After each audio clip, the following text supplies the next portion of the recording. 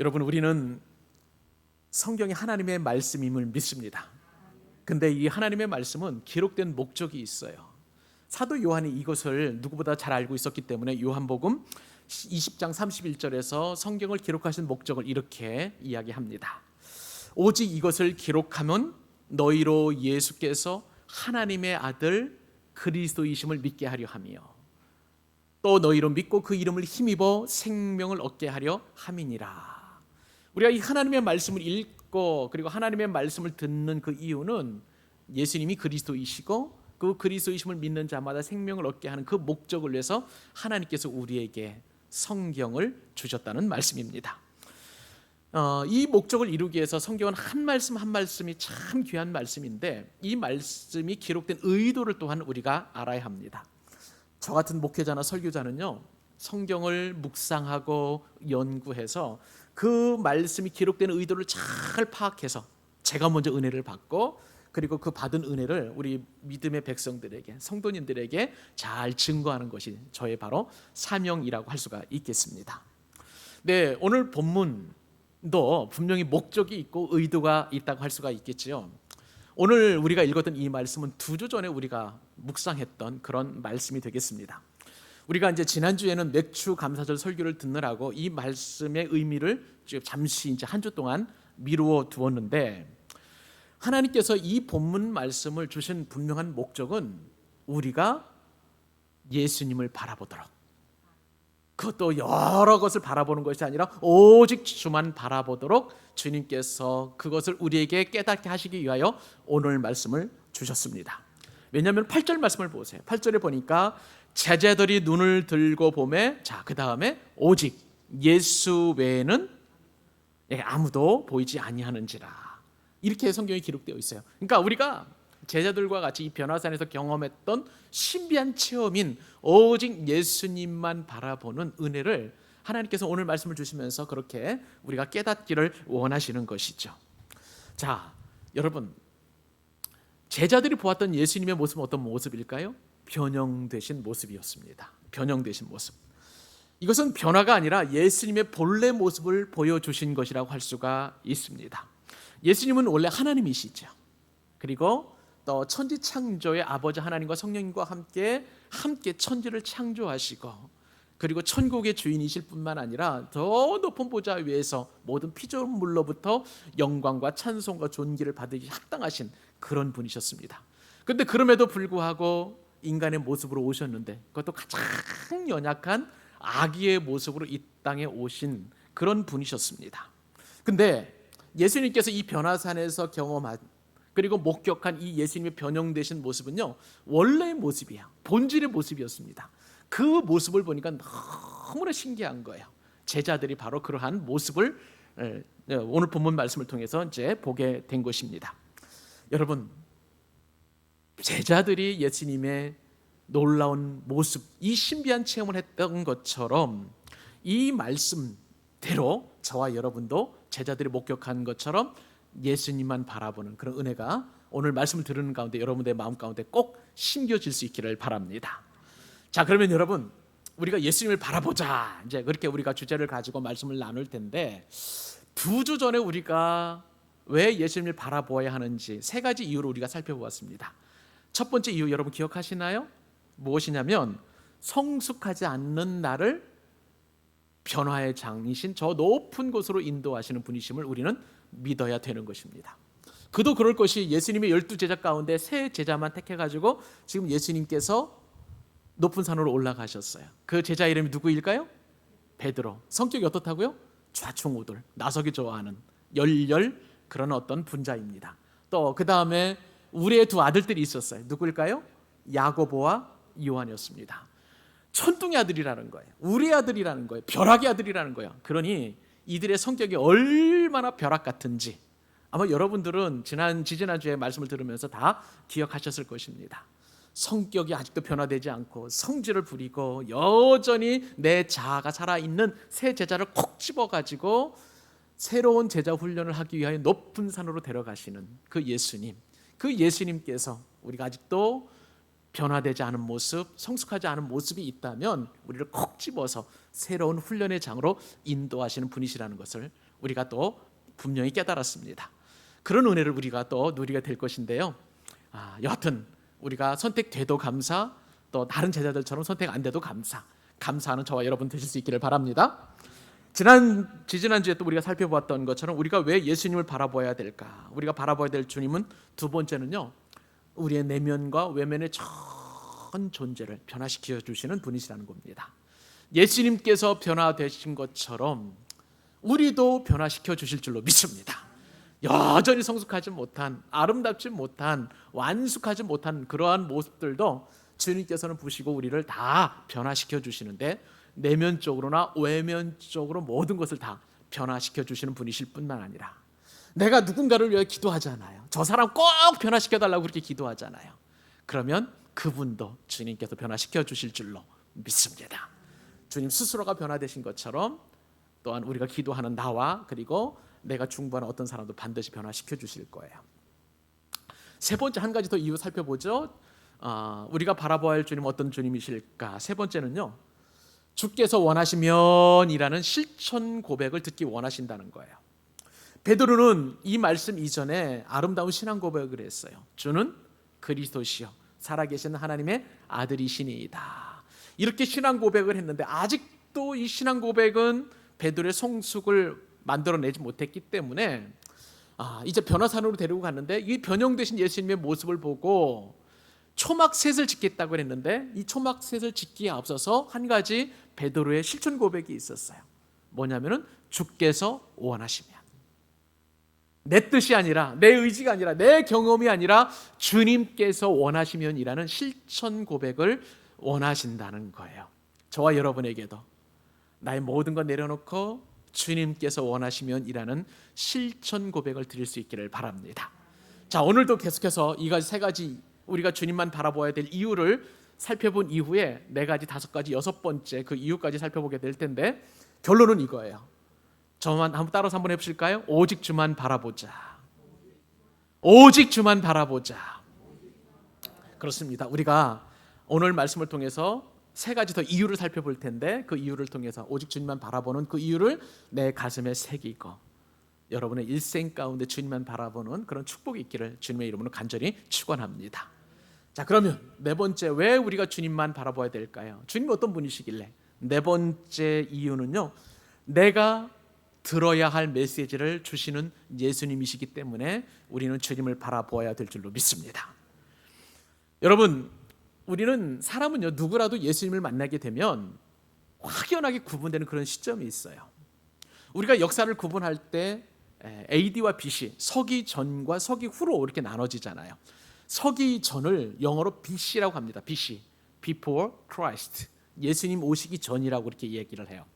그 다음에 이제 그 서기 후를 이제 AD라고 이렇게 이야기하는데, 이것은 라틴어예요. Anno Domini 해가지고 이거는 우리 주님의 해, 예수님이 탄생하신 해라는 그런 뜻을 가지고 있어요. 그래서 서기 후는 이제 AD라는 개념을 써서 확연하게 역사는 AD와 BC, BC와 AD로 나눠집니다. 우리 인생도 마찬가지예요. 우리 인생도 예수님을 만나기 전과 예수님을 만난 이후에 모든 것이 확연하게 달라지게 되어 있습니다. 여러분, 저와 여러분은 예수 그리스도를 믿음으로 말미암아 천국 백성이 된 것을 믿습니다. 우리의 모든 죄는 다 용서함 받았음을 이미 믿습니다. 여러분, 우리는 과거에 사단의 자녀였고요, 죄와 사망의 권세 아래 놓여 있어서 우리는 죽을 수밖에 없는 그러한 존재였지만, 그러나 우리가 예수님을 믿음과 동시에 확 변해서 우리의 인생의 AD가 되어서 이제 우리는 하나님의 아들의 나라로 옮김을 받게 되었고요, 천국 백성이 되었습니다. 근데 여러분, 한 가지 문제가 있어요. 이렇게 예수님을 믿고 AD와 BC로 확연하게 나눠졌음에도 불구하고 우리의 삶은 여전히 변화되지 않고 있다는 것입니다. 그런 나를 보고 우리는 때때로 참 실망할 때가 많이 있어요.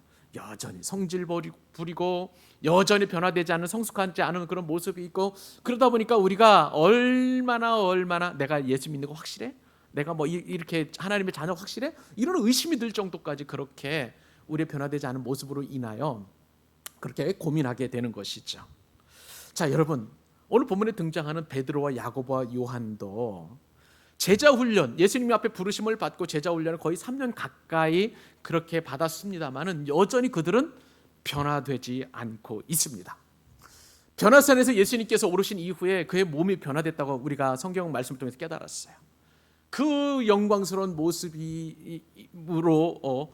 이제 영광의 모습으로 변화되었고, 그때에 엘리야와 모세와 함께 예수님께서 예루살렘에서 죽으실 것을 이야기하고 있는 그 순간에 예수님과 함께 변화산에 올랐던 이 세 사람의 제자는 어떻게 하고 있는지 알아요?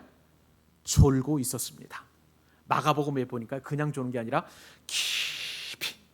깊이 졸고 있었다라고 이렇게 성경에 기록되어 있습니다. 여러분, 이러한 모습은요, 아직도 영적으로 깨어 있지 못한 제자들의 옛 성품을 그대로 드러내고 있다고 보여집니다. 그리고 나서 베드로는요, 문득 깨었다 보니까 예수님의 모습이 너무 놀랍게 변화되니까 내가 이 높은 산에 초막셋을 짓겠다고 엉뚱한 말을 하는 거예요. 여전히 성숙하지 못하고, 그리고 여전히 아직도 세속적인 그러한 베드로의 모습을 보게 되는 것입니다. 여러분, 그런데요, 이처럼 온전하게 변화되지 못하고 완전한 성숙에 이르지 못할 때에 예수님은 내가 들어야 할 메시지를 가지고 계시다는 사실을 여러분 믿으시기 바랍니다. 오늘 본문 말씀 보실래요? 5절 말씀 같이 한 목소리 한번 읽어보시면 이 말씀이 확연하게 다가올 겁니다. 같이 한번 한 목소리 읽어보겠습니다. 시작. 말할 때에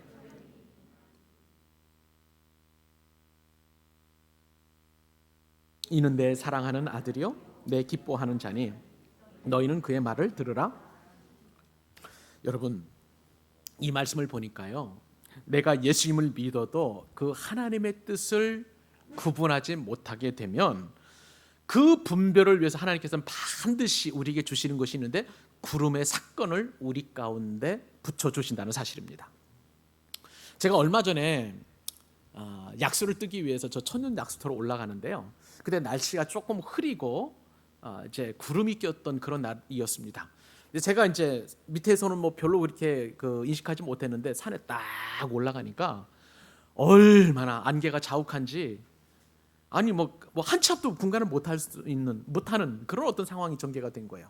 그래서 제가 그 산에 머물면서 그 시간에 거기 살 수 있었던 것은 뭐냐면 아무것도 하지 못하고 그냥 그 구름이 거치기만을, 이 안개가 거치기만을 기다리는 그런 일이 있었습니다. 그러면서 어떤 생각이 들었냐면, 내 인생의 구름 안개 속에서, 이 사건의 구름 속에서 내가 기다리고 그리고 나를 선한 길로 인도하시는 그 주님을 묵상하면서 하나님 앞에 감사하면서 찬양을 했던 그 기억이 납니다.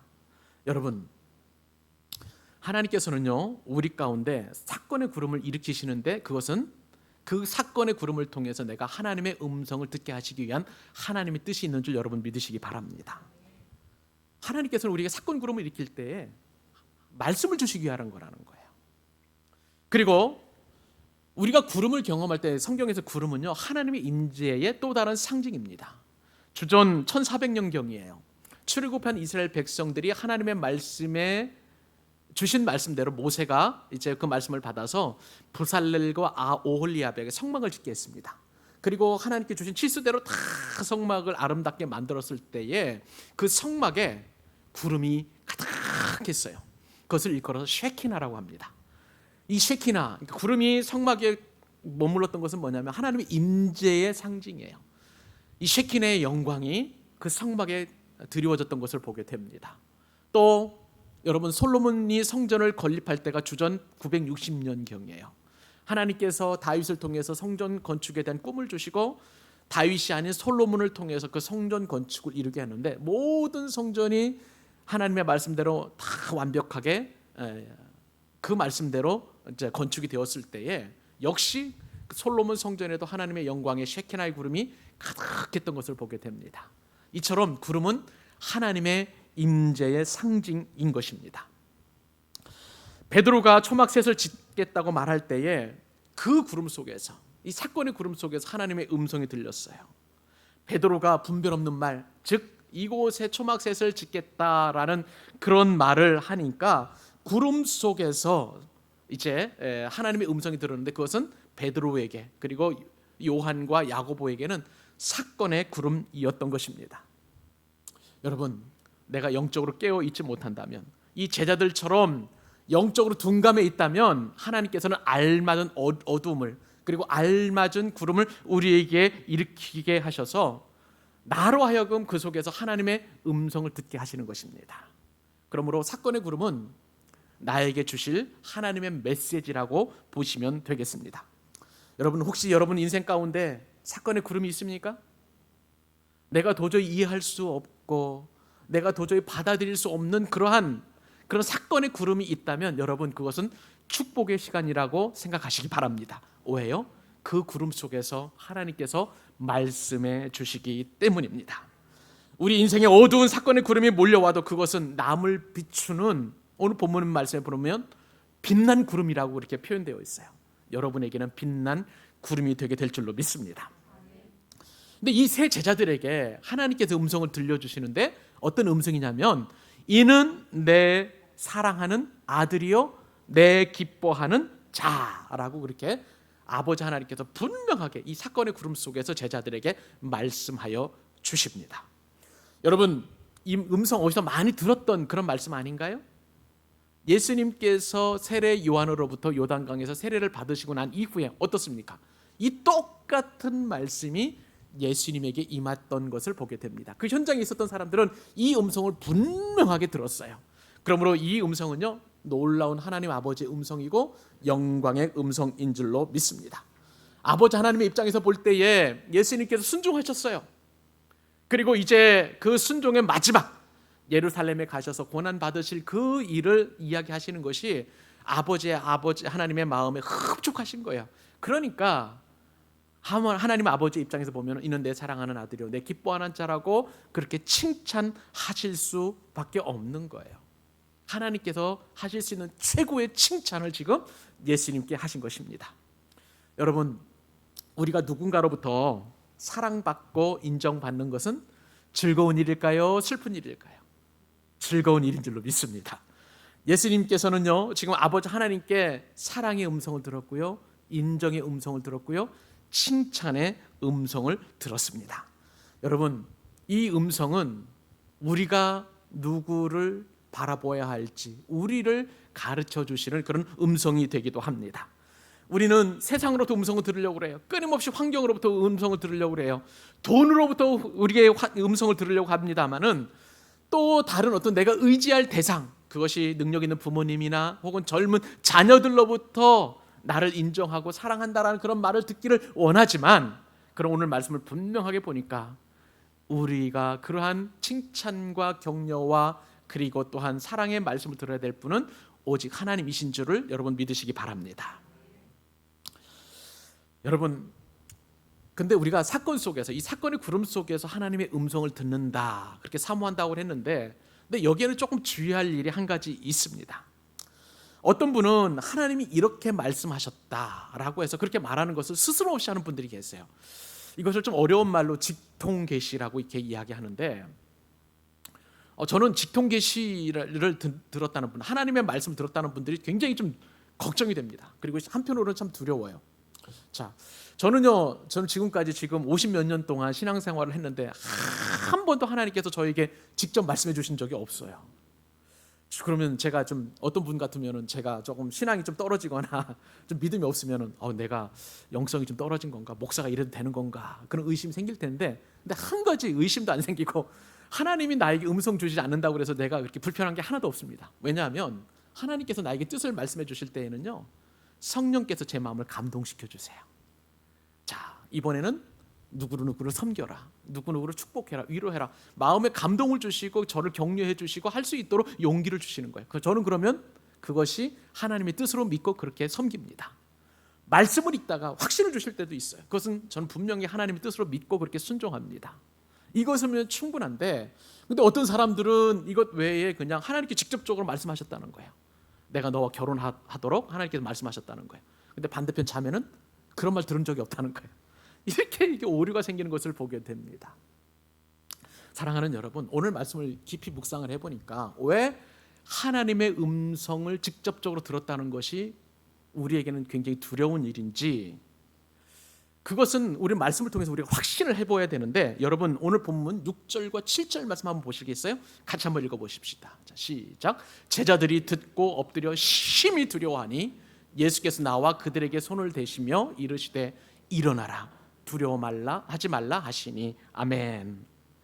여러분, 하나님께서 나에게 말씀을 주셨다는 것은요, 음성을 주셨다는 것은 하나님의 임재를 나타나는 것이고, 그것은 하나님의 영광과 동의어라는 것을 우리가 먼저 인식해야만 하는 것입니다. 그런데 성경에 보면 하나님의 영광을 보았다, 오늘처럼 하나님의 음성을 들었다 하는 것은 사람에게 굉장히 두려운 일이에요. 여러분, 이사야 선지자 여러분 아실 거예요. 이사야 선지자가 이제 그가 섬길 때의 왕이 우시야 왕인데, 이 우시야 왕은 이사야와 사촌지간입니다. 그런데 이사야가 우시야 왕이 죽었다는 슬픈 소식을 듣고 성전에 가서 기도하게 되었는데, 그런데 그 성전에 어떤 일이 일어나게 되었냐면, 성전의 높은 곳에서 하나님의 보좌가 있는 것을 보게 되었어요. 그리고 하나님의 옷은 성전을 가득 채우신 그 영광스러운 모습을 보게 되었고요. 그 보좌 앞에 스랍 천사들이 날개가 6 달렸습니다. 그러면서 하나님을 찬양하고 칭호합니다. 거룩하다 거룩하다 만군의 여호와여, 영광이 온 땅에 충만하도다. 엄청난 소리로 살아계신 하나님을 찬양합니다. 근데 이 찬양 소리가 얼마나 큰지 성전 문지방의 그 터가 요동할 정도로, 막 덜덜덜덜 떨릴 정도로 엄청난 하나님의 영광을 보게 되었어요. 그런데 이러한 영광을 보고 이사야가 어떻게 고백했느냐? 이사야가 이렇게 이야기합니다. 화로다, 나여 망하게 되었도다. 난 이제 죽게 되었다는 거예요. 나는 입술이 부정한 사람이요, 나는 입술이 부정한 백성 중에 거주하면서 만군의 여호와이신 왕을 배웠음이로다 라면서 자신이 죽게 되었다는 것을 한탄했던 것을 보게 되는 거예요. 사람이 하나님을 보게 되면, 하나님의 음성을 듣게 되면, 그리고 하나님의 영광을 보게 되면 그 자리에서 죽게 되기 때문에 이것은 굉장히 두려운 일이에요. 그러므로 여러분, 하나님의 음성을 들었다는 말 쉽게 해서는 안 됩니다. 말씀을 통해서, 성령의 감동을 통해서 하나님의 뜻을 깨닫게 되었다라고 하시면 그건 정말 좋은 거예요. 그건 건강한 신앙이에요. 그러나 하나님께서 나에게 이렇게 말씀하셨다, 그렇게 표현하는 것은 정말, 이것은 해서는 안 되는 표현입니다. 자, 그런데 여러분 오늘 본문 보시면 이렇게 죽어야 마땅한 사람인데, 오늘 영광스러운 하나님의 음성도 듣고 변화되신 예수님의 모습을 본 세 사람이 있어요. 베드로와 야고보와 요한입니다. 이들이 죽었을까요? 안 죽었을까요? 안 죽었어요. 안 죽었어요. 그 이유가 뭘까요, 여러분? 왜 이렇게 하나님의 영광을 바라보고 하나님의 음성을 들었음에도 불구하고 세 제자들은 왜 안 죽었느냐 말이에요. 오늘 말씀에 따르면 하나님께서 이들에게 주실 메시지가 있기 때문에 그런 것입니다. 여러분, 그 메시지가 무엇일까요? 세 제자에게 주시고 싶었던 메시지는 뭐냐면요, 원래 베드로는 예수님께서 십자가에 죽으러 가시겠다고 얘기했을 때 가로막은 사람이에요. 안 된다는 거예요. 그렇게 할 수 없다는 거예요. 내가 그렇게 못하도록 막겠다라고 그렇게 예수님을 심지어는 책망까지 하고 질책했던 그런 사람이었습니다. 그런데 이러한 베드로에게 하나님께서 주실 말씀이 있었다는 거예요. 그 말씀이 무엇입니까? 주님께서는 이러한 상황 속에서 8절 말씀을 보면 7절 5절 말씀이죠. 너희는 그의 말을 들으라. 예수님의 말씀이 뭐예요? 내가 예루살렘에 가서 죽으리라는 그 말씀인 거예요. 사랑하는 여러분, 이러한 말씀이 있다면 우리는 하나님의 영광을 보아도 우리는 죽지 않게 될 줄로 믿습니다. 그것은 나를 향하신 하나님의 뜻이 밝히 들어지는 계기가 될 거예요. 내가 사건의 구름 속에서 이런 하나님의 뜻을 발견하기만 하면, 나에게 이 사건을 통해서 주님이 무엇을 말씀하시고자 하시는 그 뜻을 알기를 원하는 사람에게는 주님께서 오늘 말씀에 따르면 두려워하는 그 상황 속에서도 손을 얹어서 만져주시고 위로해 주시는 줄로 믿습니다. 오늘 그 축복을 여러분들이 누려야 될 거예요. 내가 들어야 될 메시지를 들으면 따사로운 주님의 손길이 포근히 다가와서 공포에 떨고 있는 나를 만져주시고, 그리고 나에게 책망하지 아니하시고, 왜 너 떨고 있는, 왜 두려워하느냐, 그렇게 우리를 책망하지 아니하시고 우리를 보듬어 주시고 격려해 주시고 위로해 주신다는 사실인 것입니다. 사랑하는 여러분, 여러분의 삶이 지금 사건의 구름 속에 덮여 있다면 여러분은 지금 예수님의 음성을 들을 때임을 여러분 믿으시기 바랍니다. 나에게 들려주실 말씀이 무엇인가를 여러분 기억하실 수 있기를 바라요. 그리고 주님께서 말씀하십니다. 내가 사랑하는 것, 그리고 내가 기뻐하는 분은 오직 어떤 환경이 아니라 또 여건이 아니라 예수님이심을 우리에게 분명하게 말씀하신다는 거예요. 그 예수님을 바라보실 수 있기를 바랍니다. 이제 사건의 구름은 오직 주님만 바라보라는 내가 들어야 될 메시지라는 거예요. 그 메시지를 듣고 용기를 얻고 위로를 얻는 여러분들 되시기를 주님의 이름으로 축복합니다. 우리가 바라봐야 될 주님 다섯 번째 이유를 알아볼까요? 그것은 예수님은 어떤 분이신가요? 산에서 내려오시는 예수님이라는 사실입니다. 여러분 다 경험하셨을 거예요. 부흥회에서 큰 은혜 받으면 그 교회를 떠나고 싶으신가요? 금식수련회 가가지고 여러분 은혜 받으면, 제가 그런 것 같아요. 예전에 금식수련회 참여해가지고 은혜를 받았는데 금식 4박 5일 했는데 하루 이틀 더 할 수 있을 것 같아요. 그냥 남아서 말씀 공부하고 기도하고 찬송하고 싶어요. 그런 일들이 있을 수 있습니다. 우리는 신비한 체험을 하게 되면 그런 일들은 얼마든지 일어날 수 있는 거예요. 저는요 요즘 코로나19로 우리 교회가 이제 점심을 주지 않잖아요. 그런데도 불구하고 지난주에도 그렇고 지지난주에도 그렇고 교회를 나가기 싫어하는 거예요. 그래서 머뭇머뭇하고 좀 어떻게 따로 모여서 뭐 할 수 없을까? 그런 어떤 모습을 보게 되었습니다. 이제 요즘도 좀 그런 어떤 은혜를 우리가 누리고 있게 되는데, 자 여러분, 그런데 오직 우리가 주님만 바라보려면 오늘 말씀을 통해서 우리가 깨달을 수 있는 교훈은 뭐냐면요, 그 은혜의 자리에서 내려와야 한다는 사실입니다. 자, 9절 말씀, 8절과 9절 말씀 같이 한번 읽어볼까요? 8절과 9절 같이 읽습니다. 제자들이 눈을 들고 보매 오직 예수 외에는 아무도 보이지 아니하더라. 자, 그들이 산에서 내려올 때에 예수께서 명하여 이르시되 인자가 죽은 자 가운데서 살아나기 전에는 본 것을 아무에게도 이르지 말라 하시니. 여러분 한번 상상해 보세요. 저 높은 산에서 변화된 그 예수님의 모습을 바라본 베드로와 야고보와 요한은 너무나 신비한 체험을 하게 되었습니다. 그러나 변화산의 신비를 벗고 제자들은 산에서 내려와야만 했습니다. 왜요? 왜? 그 은혜의 자리, 그 은혜의 장소, 더 은혜 받기를 원해서 그 자리에 있고 싶은데 왜 내려와야 하느냐 말입니다. 왜 내려와야 됩니까? 예수님께서 산에서 내려오셨기 때문에 우리도 내려가야만 하는 것입니다. 천국의 주인이시고 그리고 창조주이신 예수님께서 그 모든 영광을 다 버리시고 이 땅에 내려오셨어요. 그리고 그 주님께서 이제 변화산에 오르셔서 변화된 모습에 계시다가 다시 산에서 내려오셨습니다. 예수님이 내려오셨으면 우리도 내려와야만 하는 것입니다. 제가 이 말씀을 묵상해 보면서요, 제 개인적으로 제 인생을 되돌아보니까 저도 제 인생 가운데서 여기가 좋사오니 하면서 머물고 싶었던 그런 때가 있었습니다. 제가 학교를 졸업을 하고 이제 직장에 취직을 하게 되었는데 두란노라는 곳에서 이제 기자 생활을 했습니다. 빛과 소금이라는 기자 생활을 했는데, 여러분 이게 아무것도 아닌 것 같아도요 얼마나 좋은지, 제가 기자로서 만나지 못할 사람은 아무도 없었습니다. 그냥 대학교 교수님은 일반적으로 만나는 거예요. 그리고 대학교 총장님도 만나고 싶으면 연락하면 얼마든지 만날 수 있었습니다. 외교관 못 만날 사람이 없었고요. 또 정부 요직에 계신 분들, 고위 공직자들 다 만날 수 있었고요. 그 다음에 큰 회사에 이끌어 가시는 장로님들도, 사업가 장로님들도 연락을 해서 날짜만 정하고 그리고 약속을 하게 되면 취재라는 명목으로 다 만날 수 있었습니다. 뭐 군인들 못 만났겠습니까? 또 어떤 또 다른 사람을 못 만났겠습니까? 예술가도 만났고요. 그리고 또 음악가도 만났고요. 또 별의별 분들 다 만났던 것을 기억을 하고 있습니다. 기독교적으로도 아주 독보적인 존재들도 만났어요. 한경직 목사님, 온누리교회 하용주 목사님, 옥하는 목사님 뿐만 아니라 또 지구촌교회 이동원 원로 목사님 등 한국교회의 대들보와 같은 분들도 얼마든지 만날 수 있었고요.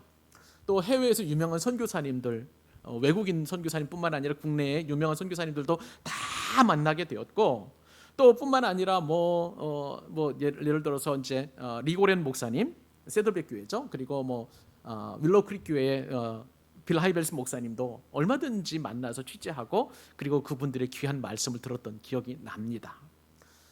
여러분, 이렇게 기자 생활을 하다 보니까 제가 얼마나 그 산에서 내려오기 싫어했는지 정말 제가 그 기억이 납니다. 그러니까 거기서 내려와야 제가 이제 신학을 공부할 수 있었었는데 그 포기하는 것이 얼마나 쉽지 않았는지. 그리고 또 사랑의 교회 사역할 때도 마찬가지였습니다. 그런 경험을 했던 기억이 있어요. 베드로도 마찬가지였습니다. 야고보도 요한도 마찬가지였어요.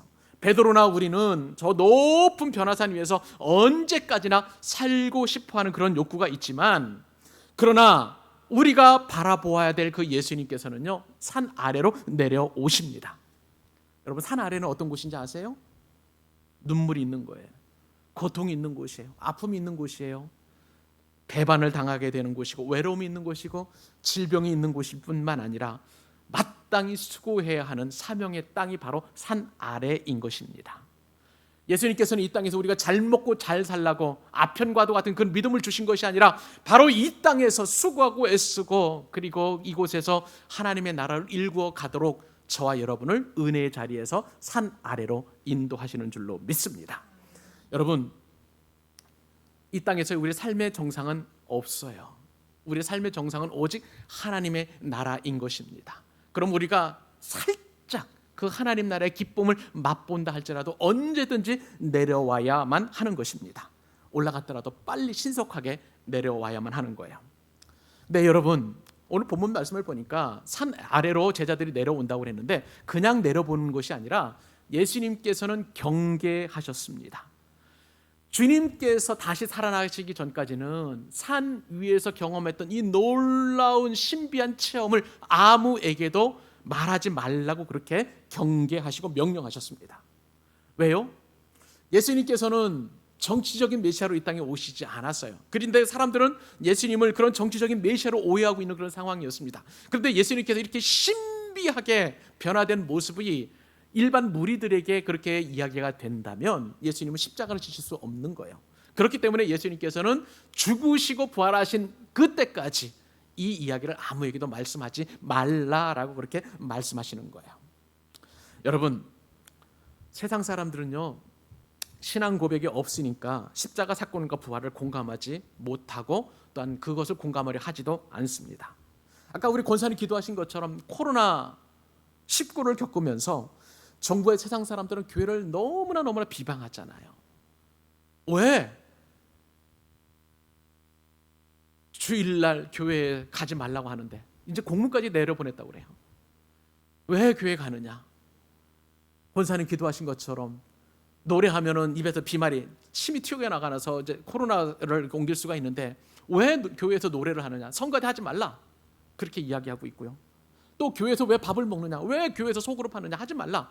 이제는 일일이 그렇게 간섭하고 있는 것을 보게 됩니다. 우리가 찬양하고 기도하고 성교 아름다운 교제 나누고 식사의 교제를 통해서 하나님의 영광을 바라보는 것, 이 사람들은 아무런 관심도 없어요. 세상 사람들은 아무런 의미도 없는 것처럼 이렇게 여기게 되기 때문에 그런 것입니다.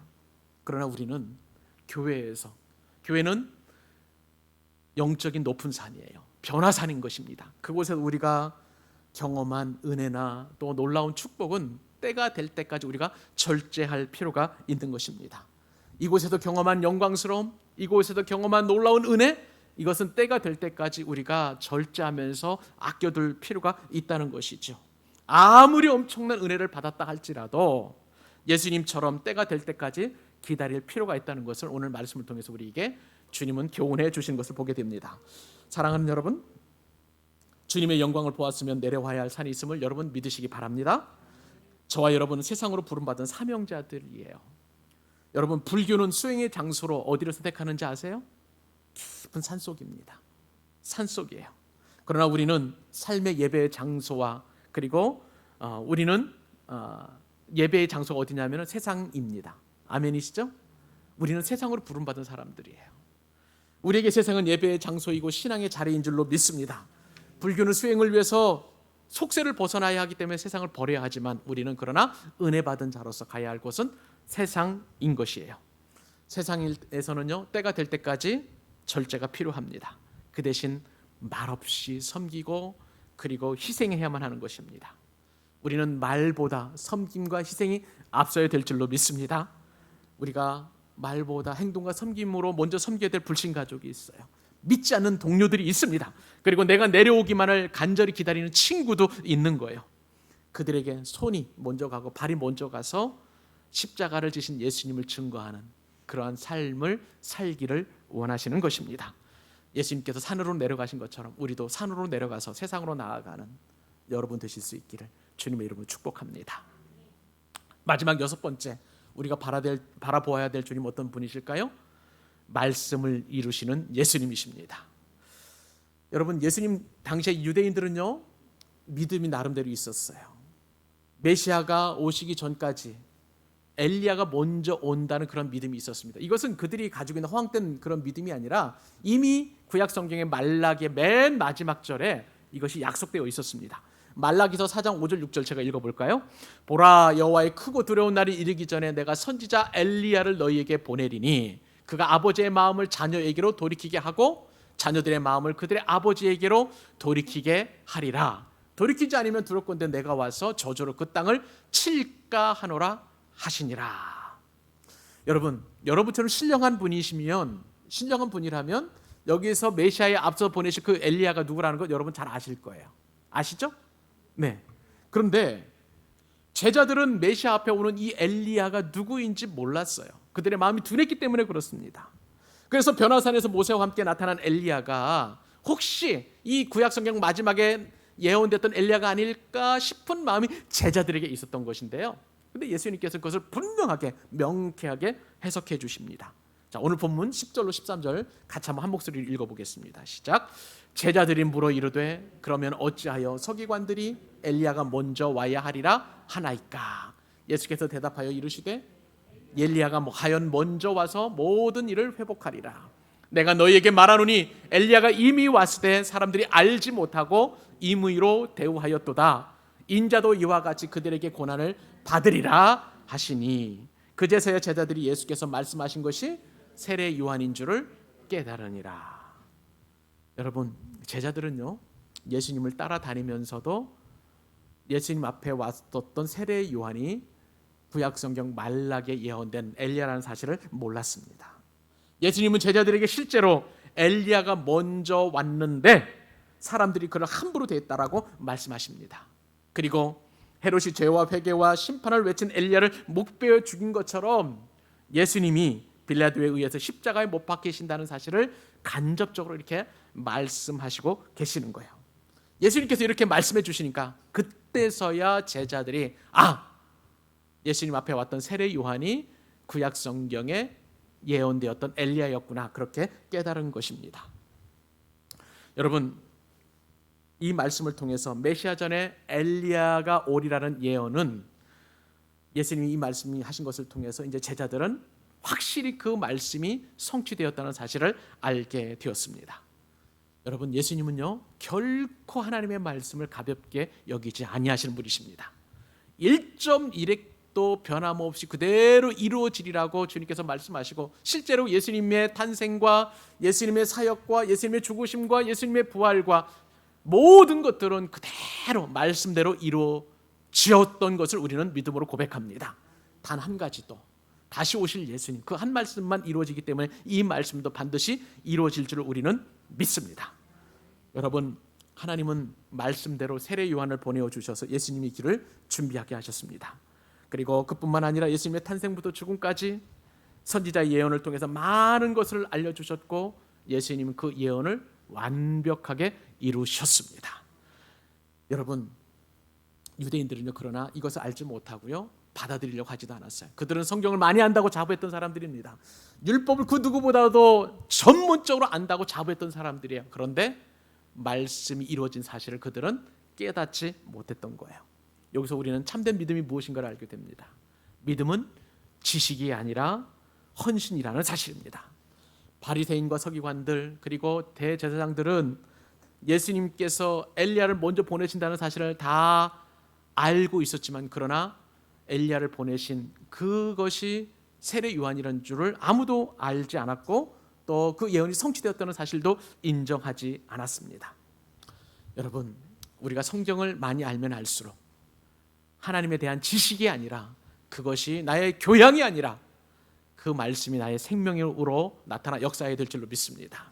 그 말씀 그대로 지켜 행할 때에 말씀을 이루시는 그 예수님을 우리가 바라볼 수 있게 되는 거예요. 주님께서 여러분들에게 축복하시면 그 축복이 그대로 이루어질 줄로 믿습니다. 내가 너와 함께 하시겠다 약속하시면 그 말씀 그대로 여러분 한 분 한 분들에게 여러분의 환경 가운데서도 함께 하여 주실 줄로 믿습니다. 내가 너를 고치리라, 내가 너를 회복시켜 주리라, 내가 너를 온전케 하리라, 내가 너를 구원하리라 말씀하시면 그 말씀 그대로 이루어지는 것입니다. 사랑하는 여러분, 오늘도 우리는 말씀을 이루시는 예수님을 붙잡아야만 하는 거예요. 오직 그 예수님을 바라보아야 될 줄로 믿습니다. 여러분, 그 사람은 하나님께 인정을 받게 되고요, 또한 사람들에게도 인정받게 되는 거예요. 말씀을 이루시는 예수님을 바라보기만 하면 우리가 하나님께 인정받고 사람에게도 인정받습니다. 이것은 성경에 있는 그대로 그 축복으로 이루어지게 되는데요, 이 축복의 말씀을 같이 읽고 오늘 말씀을 마무리하도록 하겠습니다. 로마서 14장 18절 말씀, 나에게 주신 축복입니다. 여러분에게 주신 축복입니다. 같이 읽고 이 복을 받아들이겠습니다. 시작. 그리스도를 섬기는 자는 하나님을 기쁘시게 하며 사람에게도 칭찬을 받느니라. 아멘. 이 복을 여러분 모두 받으시기를 우리 주님의 이름으로 축원합니다. 기도하십시다.